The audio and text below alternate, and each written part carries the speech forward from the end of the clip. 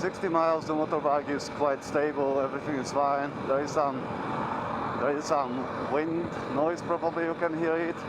I don't see much on the branches, I can feel it on my body that there is some wind, yeah. It's not that strong, but at 60 miles it is feelable. Okay, let's try to push it. It seems like a straight. So 65, 66, 67, 68, 70 miles at 6,800 RPMs on the 6th gear. So I try to accelerate more. Yeah, I'm a little bit up the hill, 74, 75. Okay, the light blinking at 7,300, 500 RPMs. But I'm doing around 76 miles at around 7,400, 7,500 RPMs. Yeah. The motorbike feels okay. Yeah, so it's quite stable. I think for a long ride, I probably would not push it over the 60, 65. Now the 66 is completely comfortable. Yeah, the motorbike is around 6,200 RPMs, which is well below the red line. And it feels okay, there is no wobbling. So I tried it 2 days ago on the motorway, and there was a strong wind against me.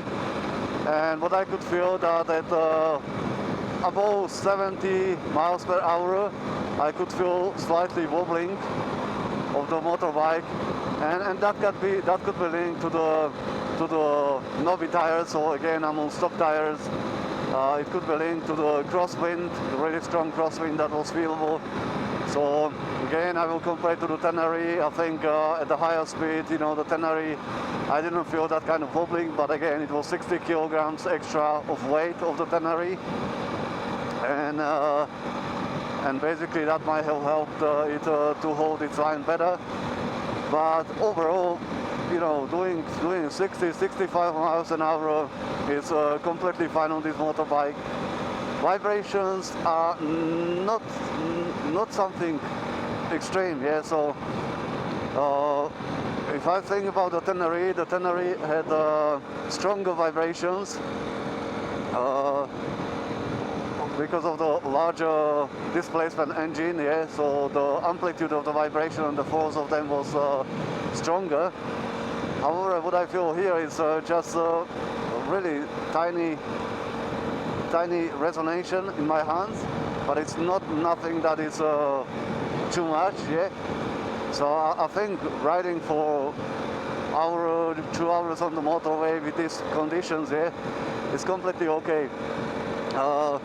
What would also help, I can feel some vibrations through my shoes. So the foot pegs currently are without the rubber. So definitely on a longer motorway trips, the rubber in the pegs would help. And through the seat, I don't see vibrations through the seat, but I'm sure that probably on my voice you will be able to hear some vibration. I heard it in one video. And frankly enough, I was just talking about that vibrations are not that bad. And when I heard it on the video, I heard my voice vibrating, so it was a funny experience. But yes, it's completely 60 miles. There were questions, you know, can it do, how does it feel at 100 kilometers, 110 kilometers? Yeah, it's good, it's perfect. No issue going with this somewhere for 100 miles on the motorway, 200 miles on the motorway. I would not worry about it. Yeah. So it's completely fine. There was a question: what is the load capacity of the CRF300L? So I checked the manual, and it can take 168 kilograms. And that's basically people whose pannier luggage. The luggage was out of that around 5 kilograms, 4.8 kilograms. So essentially, for me, even though I'm 90 kilograms, for me and my wife, it's still well enough to, in theory, to take this together for a ride. which we didn't yet. We are waiting for a warmer weather. She doesn't like cold. But yeah, that's it. That's the motorway drive on the on Tenerife, on the CRF300L, and it's doing well. Yeah, it won't break any records. Yeah, but to get you from point A to B, and for me that's short rides and then probably getting somewhere into off-road. Yeah. It definitely can do the motorway bit of it, yeah. I'm sure if it did have some better roadworthy tires, yeah, the vibrations would be better. Also in terms of the speed, probably handling the wobbling that I mentioned. But even with these tires, it feels okay. And that brings me to the one video that I actually was going to talk about the tires, and it cut me off. Yeah, so whoever, if you were interested in how the tires, the stock tires perform, you might be interested into this bit here. So you have been able to see my videos. Some of them were off-road, and in the off-road I tested the rocks, the mud, the grass, all kind of different terrains, and I have to say that the tires are quite good. Yeah, I have seen people selling, brand new set of tires from 300L. So they might have experience with the old tires that were not that good, and I'm sure that there are better tires than these. I had on Tenerife, I had the KC80. So there definitely are better tires than the stock tires on the CRF300L. However, they are not bad. So in the terrains I have been, they didn't disappoint. They didn't disappoint on the road. On the road I can be leaning.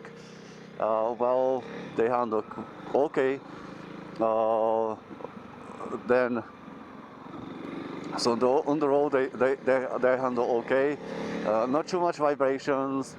Leaning angles are fine. You need to run them first around 100 miles carefully, and then you can start challenging them slightly.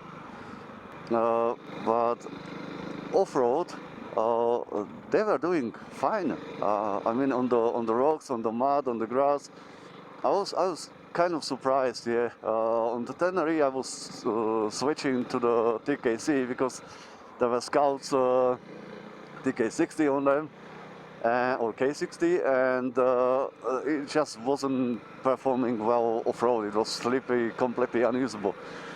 So that was my reason to change. But here, I don't see a reason to change these tires. Yeah, I would just keep them, keep on riding them, and surely maybe some tires are better on the tarmac in the higher speed.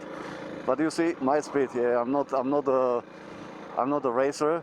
My purpose for riding the bike is not racing. It's riding is the target, right? Not racing.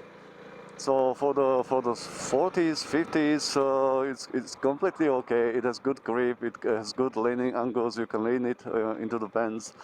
Off-road, it sticks well to the rocks. In the mud, is doing well.